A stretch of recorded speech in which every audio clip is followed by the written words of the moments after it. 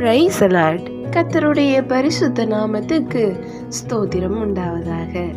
இன்றைய நாளுக்கான வேத வசனம், உன் துக்க நாட்கள் முடிந்து போம். ஏசாயா 60வது அதிகாரம் 20வது வசனம்.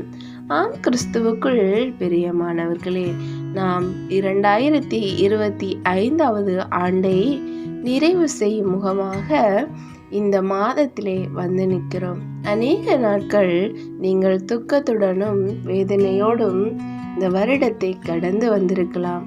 ஆனால் இனி வருகிற வருடத்தில் இந்த நாட்களை நீங்கள் துக்கமாக காணாதபடி சந்தோஷமும் மனமகிழ்ச்சியும் நிறைந்திருக்கும்படியாய் என் கர்த்தர் உங்களுக்கு அருள் செய்வார்.